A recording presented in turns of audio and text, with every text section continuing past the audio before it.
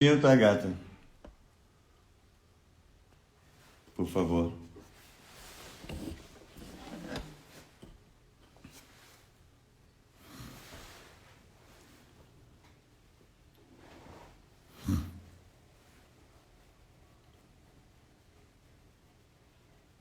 Xaracatá, bom dia. Povo de Deus abençoado. Glória a Deus. Teremos essa live abençoada agora com o pastor Cote de Jesus. Vai ser um tempo precioso. Se você puder colocar de onde você está assistindo, vai ser legal. Tá bom? E já vai contando as bênçãos aí, já vai anunciando para outros aí a live de hoje, tá joia? Promete. Bom dia, João, Xaracatá, Ricardo Filipine, glória a Deus. Aleluia, meu amigo Cote já chegou. Xará tá entrando aqui. Deus é bom demais. Cote de Eita ferramenta! Jesus! Bom dia! Bom dia, meu querido. Como é que você tá, cara? Também curtindo esse friozinho curitibano. Rapaz. Hoje deu uma queda na temperatura. Eu acho que de manhã aí devia estar uns 4 ou 5 graus, né? Tava 4 com concentração térmica de 2. Nó! Agora já esquentou, já tá dando 8, concentração térmica de 6. Já tá indo para 9. Tá bom. Legal. Acho que hoje à tarde ainda vai dar para dar uma pedalada, se Deus quiser. Olha aí, ó. É bom que mata os pernilongos. É verdade. Mata as pragas todas, né? Se o frio matasse outros tipos de praga, ia ser tão bom.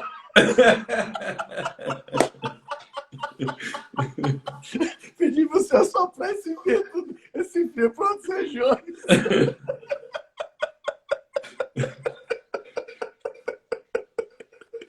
E aí, Tom, como é que estão as coisas? As viagens deram uma parada, né? Deu, As mas está sendo assim agendas, tão né? gostoso, Cote, porque É, a gente estava orando, rapaz, quando cancelou tudo, né? Todas as agendas foram canceladas. Aí eu fui orar, né? Falei, Senhor, a agenda cancelou, mas as contas não, né?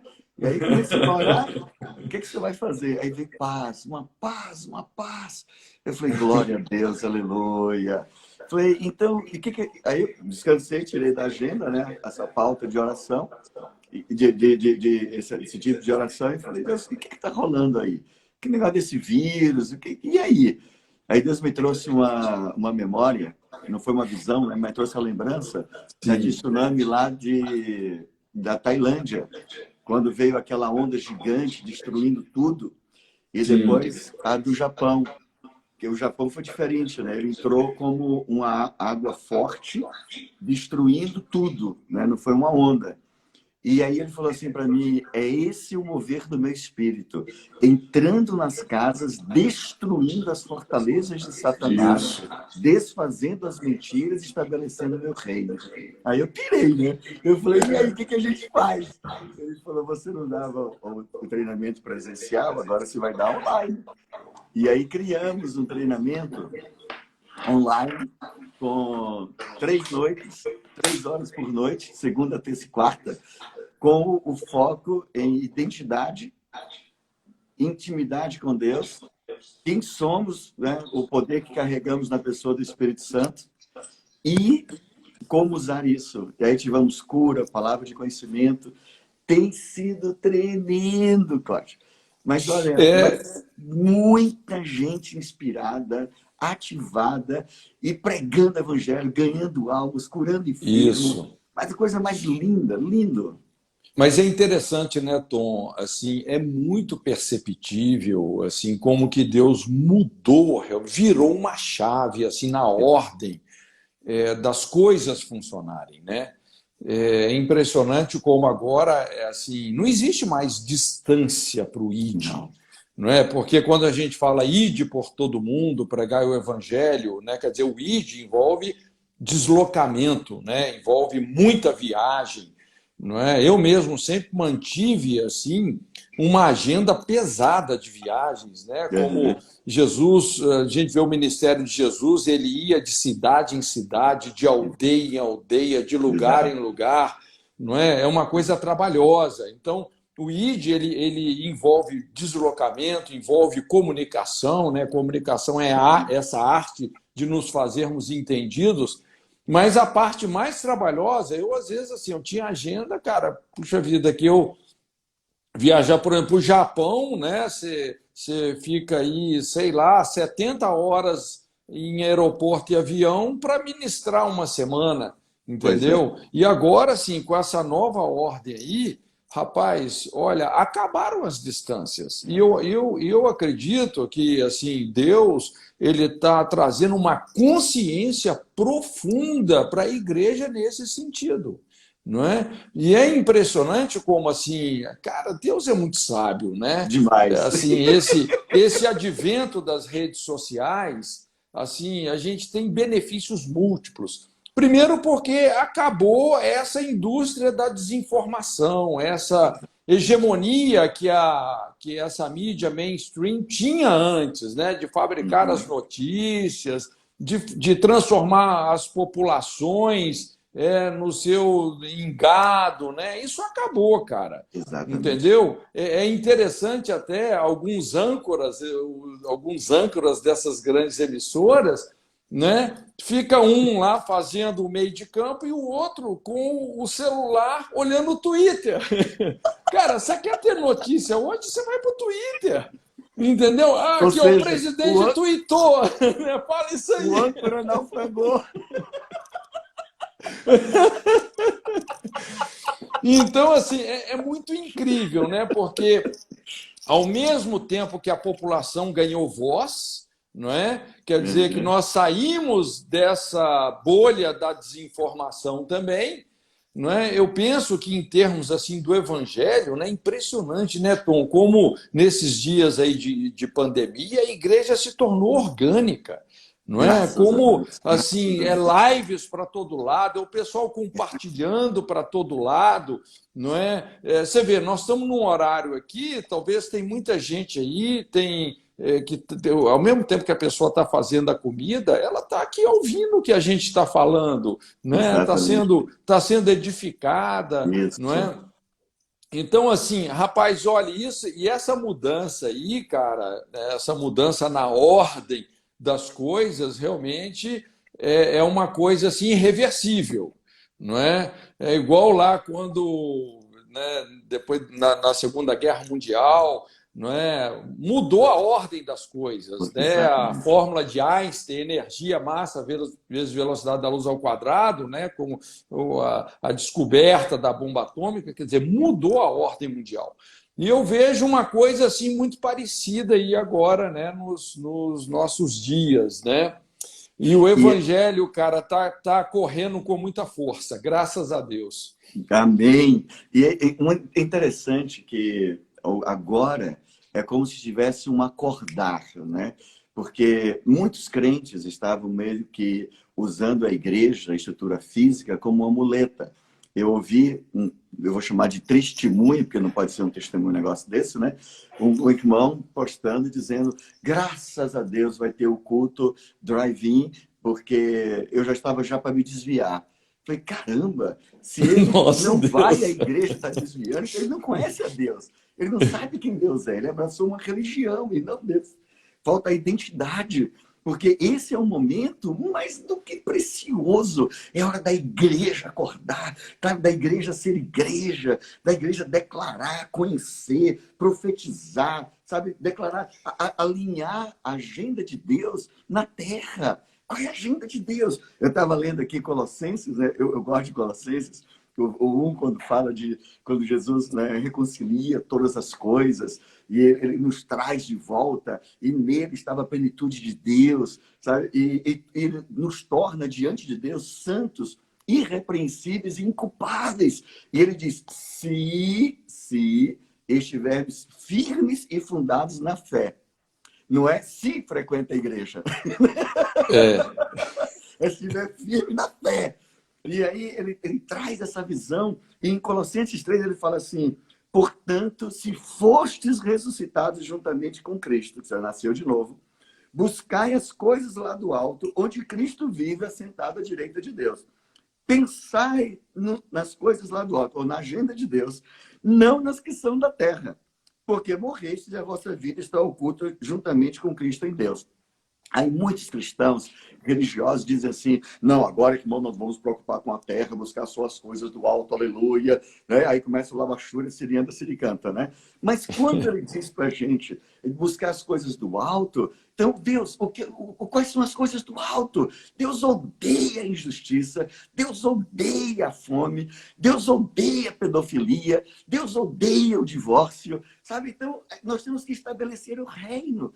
Quando Deus me deu essa visão da onda entrando e falando sobre a unção do Espírito entrando nas casas, Deus me deu uma visão aberta e eu comecei a ver lares destruídos, comecei a ver homens angustiados, com dor pela traição, mulheres sendo traídas, homens traídos, crianças em pedofilia, vi homens, pais de família responsável, desesperado como prover a sua casa. Então, um conflito, um caos.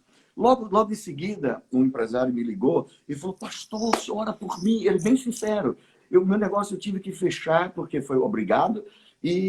Mas tem famílias. Essas famílias vivem desse sustento. Como que eu vou poder dar o salário para esses homens que vão suprir sua família? O senhor ora por mim? Na hora, Cláudio, veio assim: querido, você conhece mais alguém que está com essa situação? Ele: conheço, pastor. Você conhece crente? Conheço. E descrente também? Tem muitos. Eu falei: então, queridão, você está passando uma turbulência, mas você tem esperança, você tem a fé, você tem o consolo do Espírito, você tem a verdade, que é a palavra de Deus, você sabe quem é, de onde veio e para onde vai. Essas pessoas não sabem. Então, pega a internet e começa a compartilhar com elas. Chama para orar um Pai Nosso na sua casa pela internet. E compartilha deste amor. Traz a verdade, porque a verdade de Deus vem para essa realidade e transforma essa realidade.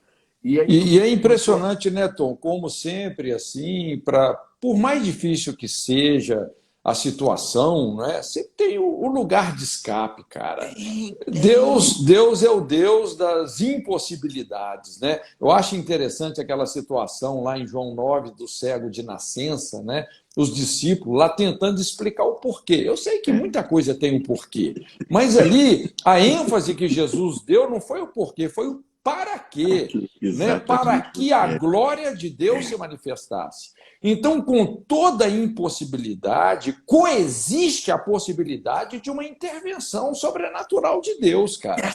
É impressionante como assim a gente vê as pessoas experimentando hoje milagres, assim, coisas sobrenaturais realmente estão acontecendo.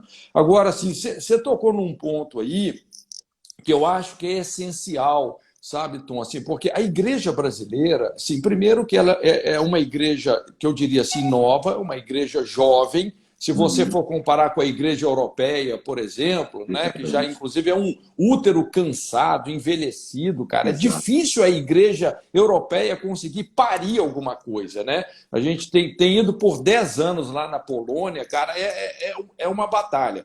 Agora, a igreja brasileira é uma igreja nova. Então, é uma igreja ainda assim muito heterogênea, não é? Tem pessoas assim, como você até falou assim, que o cara ainda espiritualmente é muito imaturo, ele depende ali realmente de estar com outras pessoas para se sentir fortalecido na fé, eles não conseguiram desenvolver realmente essa maturidade, né? Mas quando a gente pensa nesse desafio que nós temos, não é? Que não é só discipular pessoas, mas é discipular nações, porque no mandato cultural de Jesus, você vê essas duas coisas: fazer discípulos, discipular pessoas, mas ele também fala sobre discipular nações. São coisas bem diferentes, né? E lógico que normalmente uma coisa vai ser sequência da outra, porque você vai discipulando as pessoas, até que você eleva essa batalha para o nível de governo, para o nível, para a guerra de valores. Porque quando a gente fala sobre discipular uma nação, Então você vai ter que lidar com as instituições humanas, a corrupção não só das pessoas, mas das instituições, que é o ponto que nós estamos aqui no Brasil hoje, não é? Que é uma guerra de valores. Assim, eu tenho procurado achar o meu espaço nessa plataforma, né? A minha questão, eu faço muitos comentários que às vezes eles têm assim um teor político, mas a minha questão não é a política, são os valores que influenciam a política e que influenciam a eternidade das pessoas. Porque, por exemplo, quando você vê ali essa questão toda, né, do parlamento, onde as leis são feitas, Congresso, Senado, cara, que estão sendo construídas, tem leis que têm o poder de destruir uma civilização, rapaz. Exatamente. Você falou ideologia de gênero, aborto. Rapaz, nós temos que entrar aí nessa seara, cara. É um dos principais campos missionários hoje que nós temos que entrar assim, com muita responsabilidade, né? Agora, assim, é difícil, porque quando você entra nessa arena, Tom, por exemplo, tem pessoas que apelam, né? As pessoas te xingam, te provocam. Assim, então, realmente tem que ter muito domínio próprio. Você tem que ter muito domínio próprio, não é? Agir no espírito perdoador, porque esse é o espírito de Cristo, não é ofender. Não é aquele conceito de que toda ofensa é uma isca, cara. Se você reagir no espírito da ofensa, cara, você mordeu a isca, você está colocando o seu pé no território do inimigo. Aí você vai tomar, não é só de canudinho, você vai tomar de balde. O inimigo te arrebenta, né? Mas hoje a gente precisa assim, de líderes, né? Porque essa é uma arena, principalmente para os líderes. Né? A gente precisa de líderes maduros que realmente vão discernir essa fronteira da guerra cultural, não é? E fazer realmente aí cumprir o seu papel, né? Estender o seu ministério. Porque hoje, por exemplo, eu tenho um ministério assim que exige muito de mim em termos de ensino, né? Eu tenho cursos onde a gente ferramentaliza os pastores, não é? Eu estou investindo pesado assim no crescimento e na saúde, né? O crescimento qualitativo do corpo de Cristo, né? Porque, de certa forma, assim, hoje no Brasil, lógico, evangelismo a gente nunca para de fazer. Mas no Brasil só vai para o inferno quem quer, cara. Porque, bem ou mal, o evangelho aqui tem sido pregado assim por todos os cantos, todos os segmentos da sociedade. Então, eu tenho investido muito no crescimento qualitativo, né? A gente investir na saúde do crescimento da igreja, né? E isso é uma agenda pesada, mas eu não preciso de deixar de fazer isso, que é um chamado essencial que eu tenho, não é, para a gente também poder entrar nessa plataforma aí, né, da guerra cultural, a guerra de valores, que ela está na economia, está na política, ela está em tudo, na verdade, né? Exatamente. Uma coisa que eu, assim, como cristão, se a gente tem identidade em Deus, se a gente sabe quem nós somos, porque eu vejo uma igreja imatura, muito imatura. Eu vejo, assim, eu vou falar generalizado, tem havido muitas mudanças, talvez de uns 5 anos, 10 anos para cá, ou nos últimos 8 anos, uma mudança linda está acontecendo, graças a Deus. Mas ainda existe muita imaturidade. É como se os membros fossem para a igreja e os pastores são babás. Pastor, eu fiz uma caquinha, o senhor troca minha fralda, né? Pastor, ora por mim. Eles não sabem a autoridade que eles carregam, eles não sabem quem eles são. E parte disso é culpa nossa, porque isso vem do que foi e do que está sendo ensinado. Então, quando nós ajudamos esse povo a viver ou a entender quem eles são em Cristo, eles começam a se tornar cidadão da sua nação, cidadão do reino. um cidadão do reino, ele faz a diferença em todas as esferas da sociedade. Isso. Cada um foi chamado para uma esfera. Isso não quer dizer que você possa influenciar em todas as áreas ou somar, mas tem alguns que têm uma veia específica que ele vai mudar a história naquele lugar. Ele vai, como alguns chamam de 7 montes, 7 áreas. Eu acho que isso todas as áreas nós podemos ser influenciadores. Algumas pessoas mais de uma forma objetiva específica. Sem essa maturidade, perde-se. Porque eu estava olhando nesse campo, né? Deixa eu só fechar um ponto aqui para entrar nessa da política, que eu acho muito legal também. Mas quando você entra agora eu fui fazer algo aqui ontem à noite, né? A minha esposa queimou a mão, fui buscar um produto lá da farmácia para ela e passei no drive-thru do Habib's, né? Na hora ali, aquela fila de drive-thru, né? Aí eu falei para a menina, ei, você sabia? Primeiro, obrigado que você está, né, trabalhando nessa hora e se expondo ao risco para me servir. Puxa, muito obrigado, né? Eu já poder comer uma esfirra. E falei, você sabia que você foi criada por Deus de uma forma maravilhosa e você é alguém muito preciosa? Ela, sei. Eu falei, que legal. Você lê a Bíblia? Ela falou, leio. Eu falei, que legal. E você já entregou sua vida para Jesus? Ela, não. Eu falei, como então assim? É a hora! Como assim? Ela falou. Aí na hora eu falei assim, quando eu perguntei se entregou para Jesus, você está conectando com frequentar uma igreja e pertencer a uma religião evangélica, correto? Ela, sim. Eu falei, deixa eu te falar uma coisa. Ele morreu na cruz para você ser amigo dele, tá? Ele pagou o preço por um relacionamento de amizade. Aí mostrei que os amigos de Jesus não morreram para a gente frequentar uma igreja, mas para a gente ser amigo. Agora os amigos vão procurar uma igreja, né? Mas nem todo mundo que está na igreja é amigo. E fiz a conexão, mostrei para ela o plano de salvação. Eu falei, vamos orar. Ela falou, agora. E fez a oração entregando a vida para Jesus. Os olhos dela brilhavam. O fruto maduro, né, Tom? Aquele prontinho. Fruto que você encosta a mão assim, ele já cai. Já era. Então, para ela foi algo assim tremendo. E para mim, esfirra do Espírito abençoada. Então, eu creio, quantas pessoas estão sofrendo agora?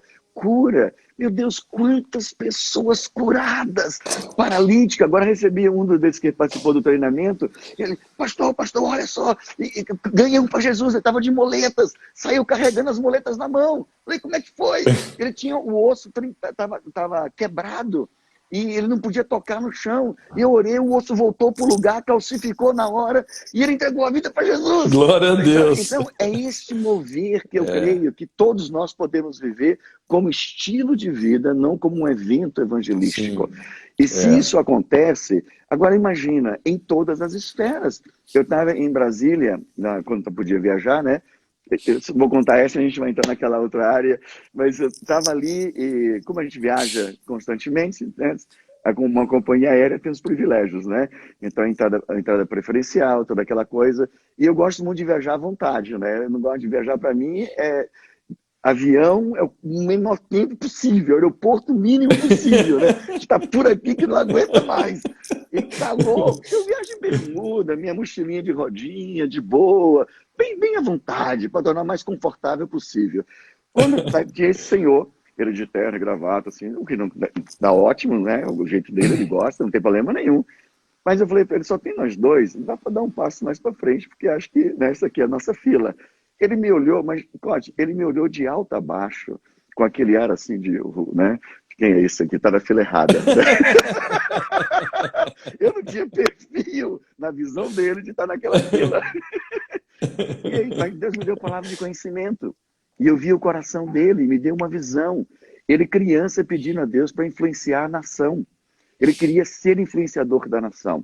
E aí eu olhei e falei, bom, mas esse cara está lá no alto, eu estou aqui embaixo, eu tenho que chegar aqui em cima. Como é que eu vou conquistar ele? E aí eu falei assim para ele, o que você acha da política? O problema não é política, a política é só um item. O problema é a cultura de um povo. O povo não tem que mudar a mentalidade, mas eu sei com bastante arrogância, né? Aí eu falei para ele, tem que trazer esse cara para o meu, né, pro nível aqui, olho no olho. Eu falei, não, eu concordo contigo. Outro dia eu estava na Inglaterra, e aí contei uma situação que aconteceu com relação à cultura na Inglaterra, né? Aí ele já me olhou assim, né? Eu falei, quando eu morei no Havaí, aí contei a história relacionada ao Havaí. E quando eu estava na Finlândia, aí eu falei, você já foi para a Finlândia? Eu, não, o senhor tem que ir para a Finlândia. Quando você entra na atmosfera finlandesa, é assim, uma atmosfera de integridade, sabe? Honra-se palavra. Aí comecei a falar da Finlândia e tal. Aí nós estávamos aqui, olho no olho. Aí falei assim para ele, olha, deixa eu te dizer uma coisa. Você pediu a Deus para influenciar a nação. E Deus honrou o seu pedido, mas você amarelou. Você não influencia coisa nenhuma, você está sendo influenciado. E aí Deus me mostrou o pai e a mãe dele. Seu pai é assim, assim, assim. Sua mãe é assim, assim. Ele criou assim, assim. O olho estava quase saltando da cara dele, né? Eles te honraram, eles te deram princípios e você não está honrando seus pais. Mas Deus está te dando uma segunda chance. O cara quebrou, cara. Eu acho que foi muito legal. A palavra de conhecimento no evangelismo, né, cara? Já era. Assim, desarma tudo, né, cara? Mas sabe o meu ponto aqui? Veja só, eu precisei contar para ele algumas histórias para entrar no mesmo nível. Agora, a impressão que eu tive é que ele era um juiz. Agora, se entra outro juiz cristão, juiz com juiz no mesmo patamar, trazendo uma palavra, não vai precisar construir um caminho, já está construído. Então, é aí onde entra o discipular uma nação. Quando nós pregamos o evangelho, quando nós alcançamos as pessoas em todas as esferas. Isso. O Naamã, como é que ele foi alcançado? Confundi Naamã, que agora viajei. A criada... Naamã foi aquela missionáriazinha, né? Uma serva eu confundi com israelense, né? Que foi levada da guerra. Estava lá com lepra, estava lá mal, e ela influencia alguém de uma alta patente. Então, nós podemos não nos prender com eu não posso fazer porque eu não alcanço lá, mas também eu posso influenciar onde eu estou.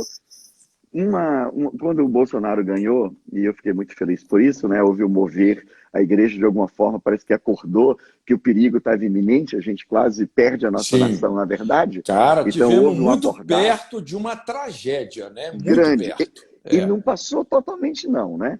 Porque quando isso aconteceu, eu senti essa minha impressão, né? Como se todo mundo, ganhamos a batalha. Mas ganhar a batalha não é ganhar a guerra.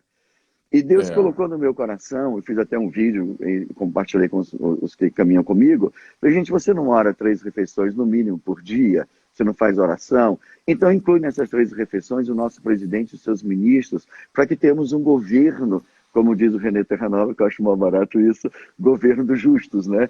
Então que haja um justo governando, que haja uma mão de Deus ali, porque a guerra não foi ganha ainda. Quando eu estava orando, numa dessas orações aqui em casa, Deus me dá uma visão, ele me coloca debaixo da terra, eu vejo o Brasil por baixo da terra. Quando eu vi aquilo, aí Deus me mostra assim, eu fiz o Brasil uma nação rica e projetei os brasileiros para serem ricos. Eu vi tanto minério, tanta riqueza, tanto mineral. O nióbio é um exemplo disso, né? Sim. Porque a maior jazida de nióbio, se podemos chamar de jazida, é no Brasil. E é um metal preciosíssimo. E é muita riqueza, além da cultural, além de outras coisas mais. Mas nós não assumimos essa posição. Eu vou dizer que, assim, em parte tem a ver com a má interpretação de alguns textos bíblicos, como esse de Colossenses que eu acabei de ler. Nós deixamos, política não é para mim, isso daí, business não é para mim, eu vou buscar o céu que eu estou indo para a glória, o Senhor vai me levar, e aleluia. Mas uma cosmovisão escapista, né? E não de ocupação. Exatamente. Eu penso, Tom, que a nossa principal batalha hoje tem a ver com essa guerra da cosmovisão, né?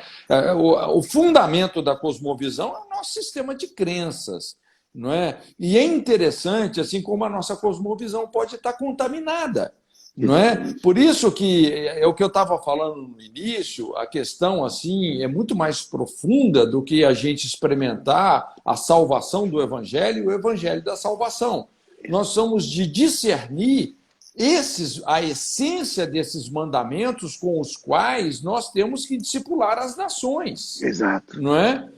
e estabelecer essas verdades como fundamentos. Só que, por exemplo, né, acho que, por exemplo, todas as partes do mundo, o animismo é muito forte. Aqui no Brasil nem se fala.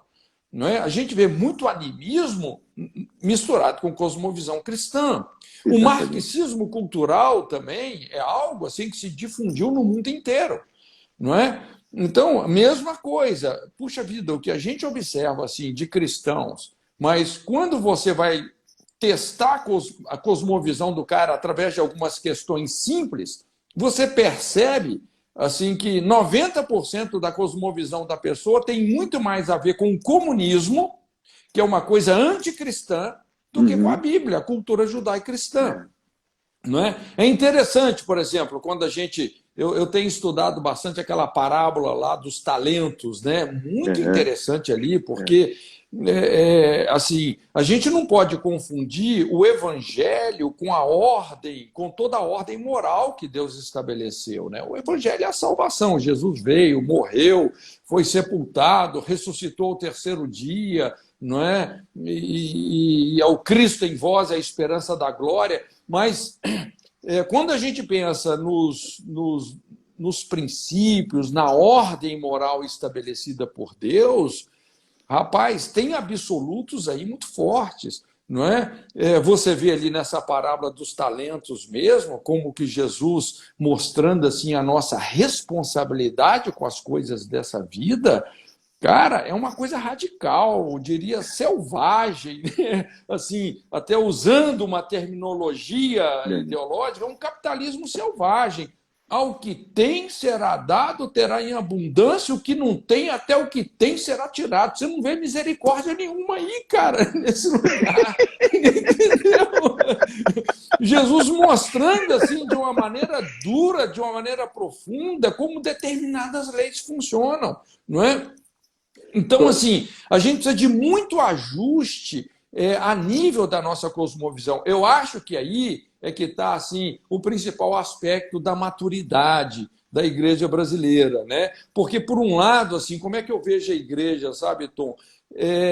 Existe, assim, existe uma parte da igreja, né, um remanescente que é extremamente forte e maduro.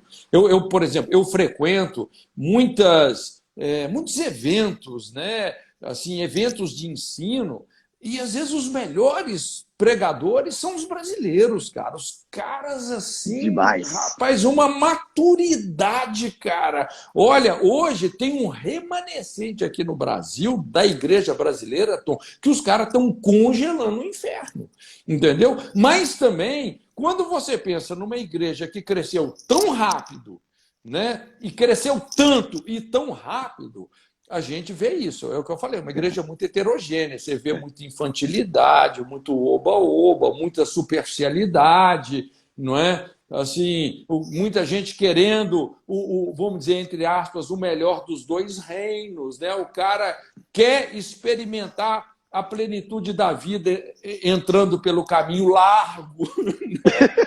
O caminho largo, cara, vai te levar para o caldeirão do capeta, não tem jeito. O caminho é estreito, mas é suave, né? Esse caminho do altar, né?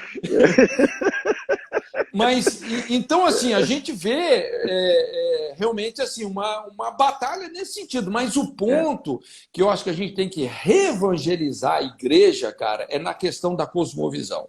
Né? É impressionante, por exemplo, aqui na nossa base a gente tem uma escola só sobre cosmovisão. Às vezes a pessoa faz um curso, faz um seminário sobre cosmovisão, quando ela começa a entender realmente, de fato, alinhar o coração com essa ordem, toda essa ordem moral estabelecida por Deus, a nossa epistemologia, essas lentes que nós usamos para interpretar a realidade, que é formada exatamente pelo nosso sistema de crenças. E cosmovisão é um negócio assim delicado, por quê? Porque você enxerga o mundo através da sua cosmovisão, mas você não enxerga a sua cosmovisão. Então é muito fácil eu ser um cristão, mas estar enxergando o mundo com olhos comunistas. ou olhos animistas. Exatamente. Então, a gente fazer essa correção, a gente ter a maturidade de corrigir essas lentes, o nosso sistema de crenças, isso demanda-se uma profundidade bíblica, cara. Você E tem que aí é onde tem aí isso. entra a pobreza bíblica, né? Porque é outra coisa que está assim, Esse é o ponto. é trágico. Porque Eu não sei até se você se lembra, uma das nossas reuniões de líder de base, né? Aquela época ainda lá da Braulia, né? O pessoal compartilhando uma pesquisa que foi feita pelo Ministério da Comunicação, e esse foi o diagnóstico, né? Nós temos uma mentalidade marxista, um coração animista e uma fé evangélica. Nós somos esse bicho aí, entendeu? Esse é o povo que Deus ama. Então, a gente poder assim, resgatar isso, porque é lógico, por exemplo, não é? E fora ainda, assim, a gente tem uma cosmovisão assim, com muitas contaminações do gnosticismo que entrou pela Igreja Católica, né? Fora isso. Então, a gente poder assim, fazer um resgate disso, que é o que está começando a acontecer agora, não é? Mas a gente precisa de reevangelizar a igreja nesse sentido. Eu gosto muito, eu não gosto do termo só transformação, né? Eu gosto do termo transfundação. Eu acho que a gente precisa muito mais que uma transformação. Transformar é mudar a forma, mas transfundação é uma mudança de fundamentos. Não é? A gente precisa de, inclusive, assim, quem fez muito bem isso foram os reformadores, né? Eu acho que a gente está num momento assim muito apostólico, sabe, Tom?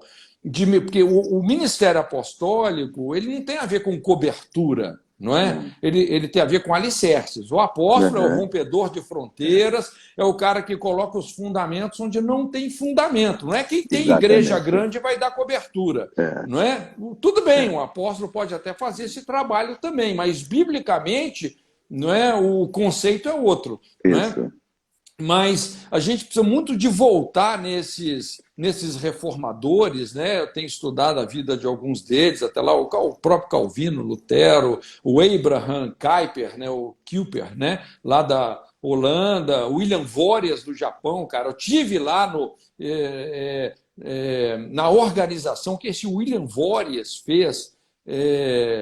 Lá no Japão, cara, a história desse cara no Japão, pensa num cara que revolucionou a história do Japão, né? Lá em Homem Hartmann.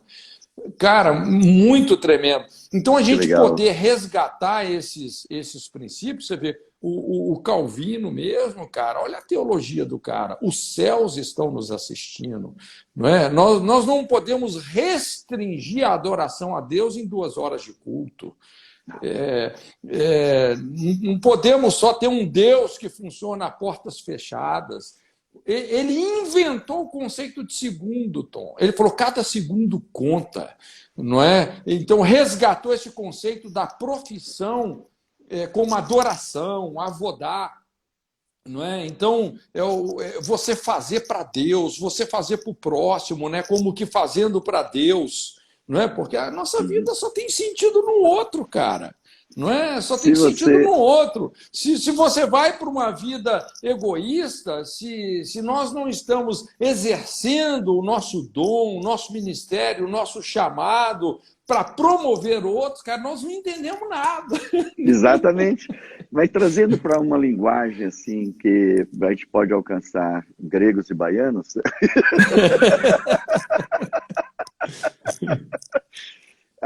Se nós, isso são pensamentos, né? Eu tenho procurado focar em cima disso. Se nós conseguirmos unir nossa realidade hoje, se nós conseguirmos pegar essa internet, multiplicar o maior número possível de cristãos para que eles se multipliquem, primeiro um detox bíblico, né? Dando uns cortes nessa enxurrada de eu vou chamar de entulhando poço com as redes sociais, com as mídias, com as mentiras, com as fakes, com tanta coisa. Outro dia eu recebi de um dos grupos que eu participo pastores e líderes, o cara colocou lá algo sobre a Holanda, né? E tal. Na hora, mas não precisou muita coisa. Quando eu li, eu falei assim, queridos, isso tem cheiro de fake. Você olhou de onde vem isso? Você checou? O cara já chega e já passa, sabe? Já vai passando. Falei, querido, observa o que você está transmitindo, olha o que você está repassando. Não tem coerência desse tipo de coisa aqui. Falando sobre o vírus, sobre não sei o quê. Então, é umas coisas que não tem coerência. Então, um detox com a palavra. Quando você mergulha na palavra, aqui na comunidade Alcance, com o Luciano Subirá, foi feita uma chamada no início do ano, né, no primeiro dia, 100 dias na palavra. Então, lê a Bíblia toda em 100 dias. Eu falei, vou abraçar esse negócio. Aí Sim. comecei. Mas quando você começa, cara, é tão empolgante que você não aguenta, cara. Em 66 eu ia terminar. Mas como eu não gosto do 66, aí eu segurei um pouquinho para terminar no 67. É verdade. Vou no 67, né? Terminei. Eu falei, pô, mas é algo assim que vai mexendo. Falei, deixa eu pegar agora o Novo Testamento, né? Aquele programa da Holy Bible, tem esses programas, né, de leitura. Eu vou pegar aqui o Novo Testamento, 60 dias. Mas quando eu comecei com os treinamentos, né, e aí foram muitos treinamentos e coisas, eu acabei fechando com 60. Eu falei, beleza, agora eu vou pegar o Evangelho de João. Vamos ler João aqui, né? Aí lá no programa era 10 dias. Aí comecei a ler, mas é tão empolgante que em 3 dias eu terminei, né? Aí eu estava lendo no pacote do 100, era 7 da manhã, né? Não, 8 da manhã, a esposa desceu para tomar café. Falou, Gatinho, você já acordou cedo? Eu falei, não, ainda não fui dormir. Como assim? Eu falei, não dá para parar, é bom demais. Mas o que eu vejo é, todas as vezes que a gente mergulha ou quando a gente cria um estilo de vida com a palavra, não tem para onde correr. Você pensa no próximo, você pensa no que está lá, você pensa no Congresso, no Senado, no Supremo, você Sim. pensa em todas as áreas, porque é impossível, eu vou dizer isso assim, pode ser radical, mas é impossível andar com Deus e viver para si. Se alguém está vivendo a vida egoísta, ela não está andando com Deus. Ela está andando na beiradinha, ela está namorando a possibilidade, ela está andando numa esfera de estou chegando lá, mas, sabe, ela precisa mergulhar em Deus Agora, 100%. então, eu, na minha opinião, cara, assim, a engrenagem mestra para a gente discipular a igreja e discipular essa geração é isso, é ensinar, estimular esse relacionamento devocional com a palavra, cara. Agora, base de tudo. isso é como subir uma montanha, cara. Isso é uma escalada. Assim, né? Você vai escalar uma montanha, no início é difícil, mas quando você chega lá em cima, cara, o difícil vai ser descer. Né? Aí você não quer descer, cara. Aí você fica. Entendeu? Aí você entende porque que Pedro falou, Senhor, façamos 3 tendas aqui. Isso é o conceito de Sião. Exatamente. Esse é o conceito de Sião, de onde sai a lei e a palavra de Deus para os povos, né?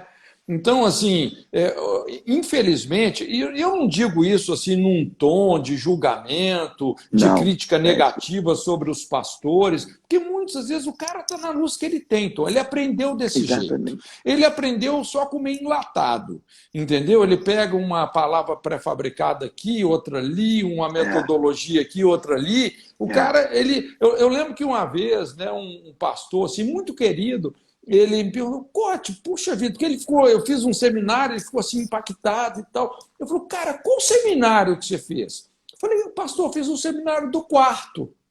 Aí ele parou, ficou pensando assim, mas, cara, eu nunca ouvi falar nesse seminário.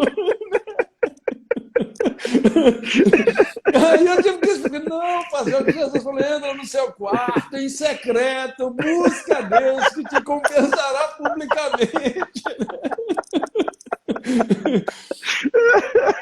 E o negócio é por... Cara, as experiências assim mais incríveis que eu já tive, cara, é no meu momento nesse seminário do quarto, cara. São as experiências mais incríveis.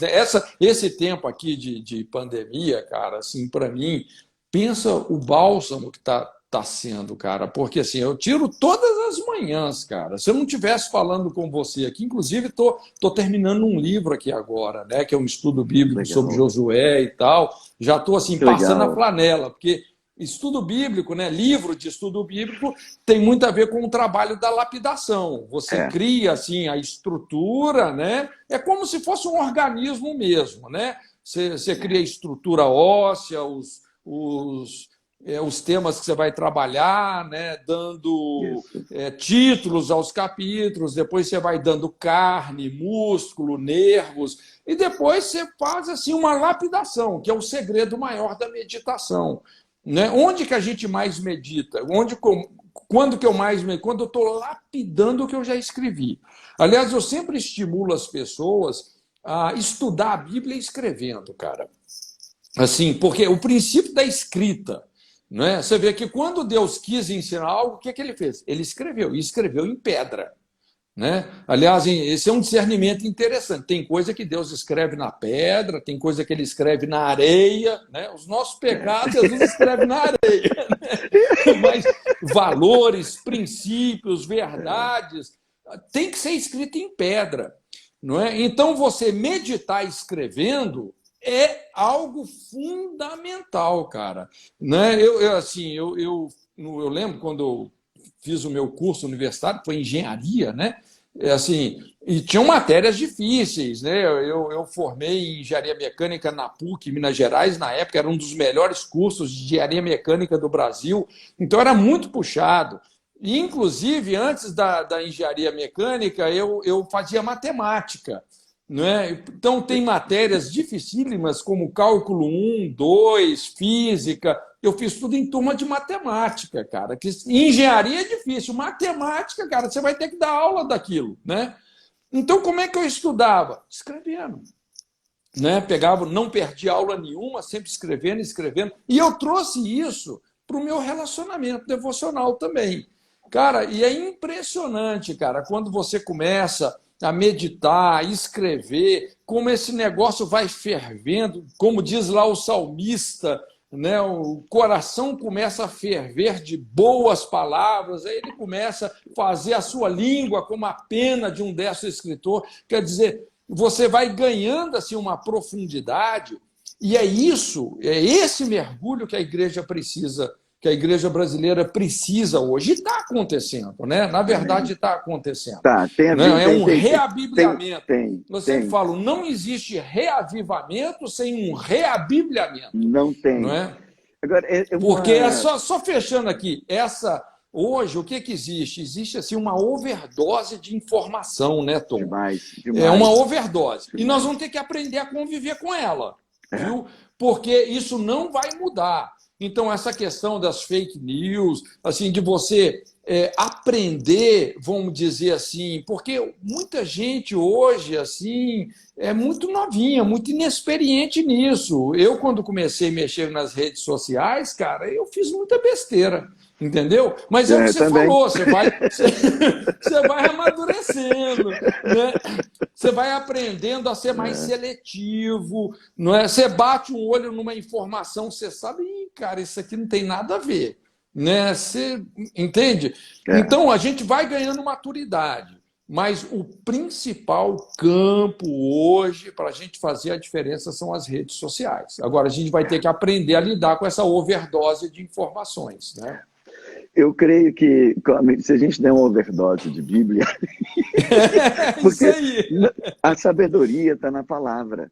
Quando você olha Jesus em João 12, quando diz que ele, João 13, sabendo quem era, de onde vinha e para onde ia, olha, o cara é o top. O que ele faz? Lá nos pés dos discípulos. Quando ele está no auge do ministério dele, no auge do Isso aqui é didática, né? Demais, né? Não, auge ministerial, que a cultura grega da época era o top, né? Quando chega, aí diz, os gregos querem conversar contigo, ou seja, chegou no patamar tal que os gregos vieram para ouvi-lo. Aí ele diz, se o grão de trigo não cair na terra e morrer, fica só, mas se morrer dá muito fruto. E é interessante, cara, que Jesus muitas vezes resistia os gregos, não sei, principalmente no Evangelho de João a gente vê isso, porque na época, exatamente, a cultura grega era assim, o arquétipo da arrogância. E não tem jeito, cara, Deus resiste, Deus resiste o soberbo. Então Jesus assim dava uma resistida nos caras e é isso. Ensinou para eles o princípio da morte, cara. É isso aí, Aí, morte e ressurreição. quando entra a parábola dos talentos, tem muito tesouro naquela parábola, né? E uma coisa que eu tiro dela, que eu curto demais, quando os dois fizeram o que tinham que fazer, multiplicaram, e o que não multiplicou, o que ele faz? Ele tira o que tinha e dá para o outro. Quando ele fala sobre boas obras, né? Ele diz, darei a cada um segundo as suas obras. Efésios 2 fala que a fé não é por obras, a salvação não é por obras, mas por fé, para que ninguém se glorie. Mas também diz, somos criatura sua, feitura sua, criados em Cristo Jesus para as boas obras. Que de antemão preparou para que andássemos nelas. Ora, se nós somos criados para isso, então não dá. Aí onde falta o abreviamento, né? Porque se eu olho, eu estou mergulhado nessas coisas, o que eu vou encontrar? Uau! Sou salvo pela fé. Então não é fazer obras para ser conquistado, não é fazer para ser amado. Já sou amado, acabou, já está resolvida a questão. Inclusive, hein, Tom, essa palavra somos feitura sua, no grego é poema, sabia? A palavra feitura é poema, cara. Eu e você somos um poema de Deus, cara. Eu acho que Deus me fez um poema assim, bem de humor, porque eu gosto de rir muito. É um poema muito alegre, né? A presença dele me inspira alegria, porque é tanto gozo, rapaz. Às vezes eu estou na rua rindo sozinho, às vezes eu estou no consultório esperando uma consulta rindo. Quando ele vem daquele cheirinho gostoso. Mas quando a gente percebe isso... Isso é força, né, cara? Como Neemias fala, a alegria do Senhor é a nossa força, né? Mas isso é força. Mas aí você entra em outra dimensão que eu acho fantástico. Olha só, ele nos chama para ser os seus agentes. Nós interagimos com ele na transformação, na transfundação do mundo. Então, imagina que honra o Senhor contar conosco para uma tarefa tão tremenda. Aí alguns ficam pensando, como eu já pensei lá no passado, né? Eu falei, meu Deus, é muito grande para mim, meu Jesus. Aí quando eu vou ler Marcos 16, aí eu encontro os discípulos amedrontados, com medo, chorando. E Jesus chega, aí vem as mulheres e falam, ele ressuscitou, os caras não acreditam. Aí vem os dois do caminho de Emaús, né? Que saíram da rota, era para, faz a diferença na tua nação, faz a diferença aqui, muda a sua história. E os caras foram para outro lugar, né? Aí os caras, Jesus vai lá, não traz um chicote, não condena, apenas compartilha, manifesta o amor dele, esclarece, traz um abrilhamento legal para os caras. Tom, quando eu falo sobre esses dois discípulos, é uma coisa interessante, os caras estavam tão perdidos, tão desatinados, que eles começaram a falar de Jesus para Jesus, sem saber que era Jesus que falava de Jesus para eles.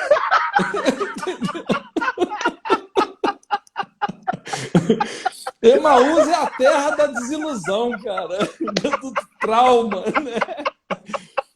E muito quando legal, eles veem lá as marcas, né? Porque no partir do pão, né? Foi no partir do pão, quando eles veem as credenciais da cruz, cara, os caras se recusam a ficar em Emaús. Aí volta para Jerusalém.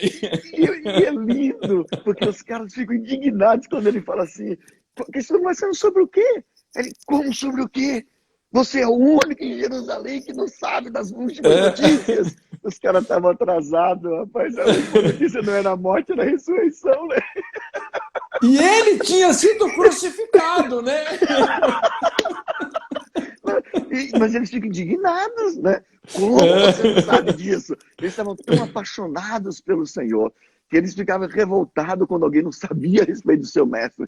Mas ele diz uma coisa, aquele que é conhecido dos homens, profeta de Deus, em palavras e obras. Então ele falava e agia, havia atitude. Quando os dois policiais, os dois guardas vão lá para prender Jesus, né? Aí vai, olha, observa, tal, volta. Aí esse cara, E aí, encontraram? Encontramos. E por que não prendeu? Mas nós nunca vimos isso. Ele fala como tendo autoridade. É. E é isso que o Senhor resgata para nós. É, E quando é eu como vejo... ali, eu acho interessante ter um texto ali na crucificação, não é, que eles tiveram que pôr venda nos olhos de Jesus, porque não tinha como olhar para o olhar dele. Em meio à tempestade, em meio à aflição, o olhar ainda era de amor. Uau! É muito Uau! tremendo. Como é que não fala desse Deus? Como é que não prega esse evangelho? Como é que não muda essa nação? É impossível andar na presença de Deus e não querer contar para todo mundo quem Ele é. É impossível, impossível, não dá. Por isso eu digo, gente, a gente tem que voltar para a palavra. Mas quando eu olho o Marcos e vejo esses caras assim, os dois voltam, tudo empolgado. Não é que queimava o nosso coração quando ele falava conosco, né? E aí chega lá, conta, eu falo, é verdade, tem umas mulheres que viram, Pedro foi lá e realmente viu, mas mesmo assim os olhos não abriram. Eu não sei você, Cote, mas se eu tivesse investido 3 anos com um grupo desse, e os caras pisassem na bola assim, eu dizia, todo mundo agora reprovado, vai sentar na cadeira para aprender de novo. Mas Não, Jesus e não olha faz só, isso. Tom, quando depois de Pedro ter negado Jesus 3 vezes, e Jesus chega para ele, Pedro, tu me amas, apacenta as minhas ovelhas. Cara, era a pior hora de você dar um ministério para alguém, cara. Você daria um ministério para uma pessoa que acabou de trair 3 vezes? Jesus chega e junta os pedaços todos de Pedro, cara. E ainda traz cura para cada negação. Ele traz uma afirmação. Né? E ele traz Exatamente. cura para a alma. Eita, Deus lindo, xaracatá! E tanta gente sofrendo, tanta gente aí que precisa ouvir, saber. Quando ele dá a ordem para os discípulos, ele diz, ide por todo mundo e pregar o evangelho a toda criatura. Uau! E diz, esses sinais seguirão os que creem. Os sinais não são um fim em si mesmo. O alvo não é a cura. O alvo não é o paralítico andar, o Só moço é a ressuscitar. confirmação, né? É só... Você não tem uma que correr atrás manifestação dos do amor. sinais, né? Do amor. Os sinais é que vão correr atrás da gente. Eu gosto de uma experiência que eu tive, nosso tempo está quase acabando, salve Jeová, de um camarada no McDonald's em Miami. Ele estava de moletas. E é uma história mais longa, mas ele foi curado, 2 anos de dor, foi curado instantaneamente. A perna dele perdeu ossos de um acidente, os ossos todos voltaram e ele saiu andando com as moletas na mão. E eu falei para ele assim, você gostou? Parece uma pergunta boba, né? Ele falou, claro que eu gostei. O cara estava chorando aos cântaros, né? Eu falei, você quer o pacote completo? Ele, que pacote? Eu falei, isso aqui foi só um cheirinho, um abraço, um afago do Senhor para você. Ele quer ser seu amigo. Eu falei, como é que eu faço? E aí, o plano de salvação entregou a vida para Jesus. Porque não é a cura, não é isso ou aquilo, é o andar com Deus. Quem anda com Deus faz a diferença. Quem anda com Deus, agenda a agenda pautada com a agenda de Deus. E nós podemos mudar essa história. A esperança para a nossa nação, a esperança para as nações. Eu vejo a Europa mesmo, nós entramos com esse seminário na Europa, dando seminário via internet. E alguém perguntou como é que faz, né? É 100% gratuito, é 100% online, 100% gratuito. Quem quiser, manda só um direct no Instagram, a gente manda o link para você e você pode participar. Um pastorzão brasileiro, queridaço, entrou na Alemanha. Cote, em 1 ano, a igreja dele tinha 100 novos alemães convertidos para Jesus. Ele está indo para a terceira igreja, terceira. O cara, esse é um apóstolo, sabe? O cara tem uma visão de reino, um plantador de igreja. E assim, ele passou 1 ano aprendendo sobre a cultura e o idioma, e ele tem feito esse trabalho. E esse tempo que estamos vivendo é um novo tempo em Deus. É um tempo de aceleramento, é um tempo de sobrenatural. A matéria-prima do milagre é a necessidade. Então, a pressão tem que nos levar a este lugar. E a nossa nação tem que ser resgatada.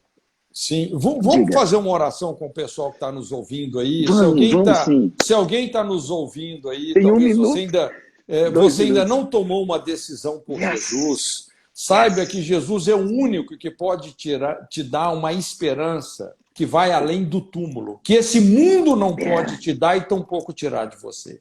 Então faz uma decisão agora por ele. Yes. Curva a sua Amém. cabeça onde você está. Tom vai orar por você agora.